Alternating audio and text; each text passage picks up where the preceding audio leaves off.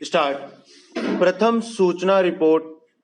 दांडिक विचारण appeal में चारों अभियुक्तों को प्रत्यर्थी बनाया गया, लेकिन प्रथम प्रत्यर्थी हरबंस सहाय का इस अपील के लंबित रहने के दौरान देहांत हो गया। इसलिए शेष 3 प्रत्यर्थियों के विरुद्ध ही मामले पर विचार किया गया। वे हैं द्वितीय अभियुक्त स्वर्ण सहाय, तृतीय अभियुक्त वीरेंद्र और चतुर्थ अभियुक्त विमलेश।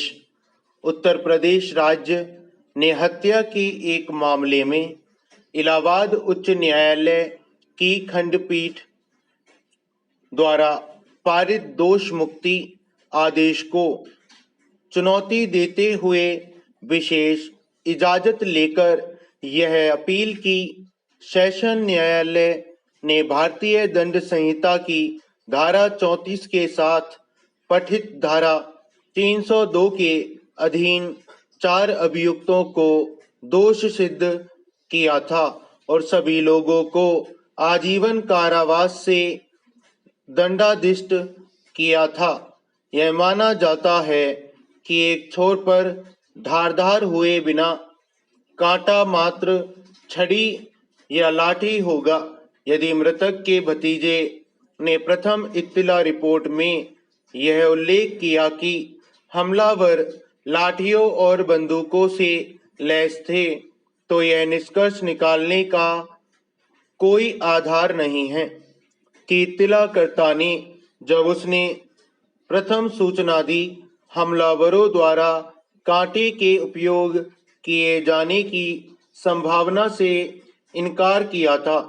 प्रथम इत्तला रिपोर्ट न तो घटना के सुविस्तृत ब्यौरे का इतिहास होती है और न ही यह प्रत्येक वस्तुओं की सूची होती है जिसके अंतर्गत घटी घटना की छोटी छोटी विशिष्टियां हों। अन्यथा प्रत्यक्षदर्शी साक्षी के प्रबल आधार को उखाड़ फेंकने के लिए हथियारों में से एक के बारे में महत्वहीन विसंगति को चुनना साक्ष्य के मूल्यांकन का प्रशंसनीय दृष्टिकोण नहीं है। इस प्रकार उच्च न्यायालय ने चिकित्सा साक्षी द्वारा व्यक्त रहस्यमय राय के बल पर एक प्रत्यक्षदर्शी साक्ष्य को दरकिनार कर दिया। दांडिक मामलों में ऐसी राय देने वाले साक्ष्य के आधार पर चाहे साक्षी क्षेत्र का दक्ष ही हो, प्रत्यक्षदर्शी साक्षी द्वारा दिए गए प्रत्यक्ष परिसाक्ष्य को विफल करना सुरक्षित स्वीकार्य प्रणाली नहीं है। अब यह स्वयं सिद्ध हो गया है कि चिकित्सा साक्ष्य का प्रयोग प्रत्यक्षदर्शी साक्षी के परिसाक्ष्य को खंडित करने के लिए तभी किया जा सकता है जब यह निश्चायक हो कि प्रत्यक्षदर्शी साक्षी के कथन के सत्य होने की संभावना को भी नकारता हो।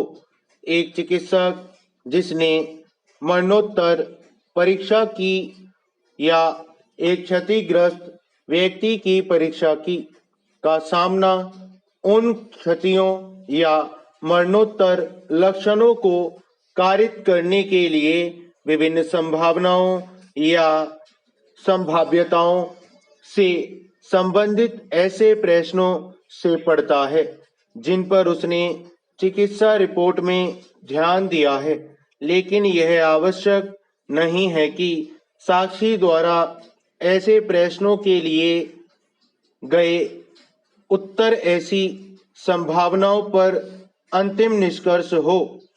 कुल मिलाकर वह ऐसे प्रश्नों के संबंध में केवल अपनी राय देता है, लेकिन चिकित्सा साक्षी द्वारा सामान्यतः अभिव्यक्त ऐसी राय के बल पर प्रत्यक्षदर्शी साक्षी के परिसाक्ष्य को अस्वीकार करना दांडिक न्याय प्रशासन के लिए साध्य नहीं है।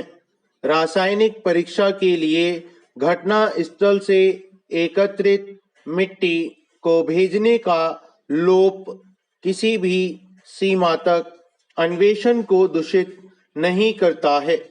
घटना के बारे में अभियोजन साक्षी एक के बयान की संतुष्टि प्रथम इत्तला रिपोर्ट से होती है। स्टॉप।